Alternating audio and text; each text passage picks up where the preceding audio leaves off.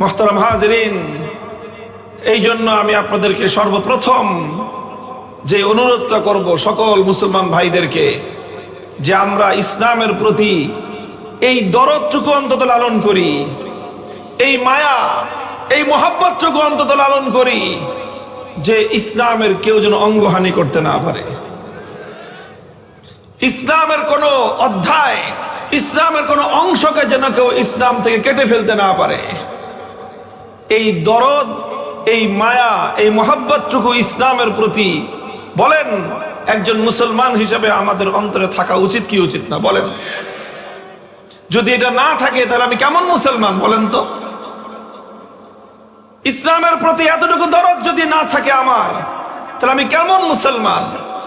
আল্লাহ পাক রব্বুল আলামিন আমাদের সকলের মধ্যে দ্বীন এবং ইসলামের প্রতি সেই মায়া, সেই মমতাটুকু আল্লাহ দান করেন।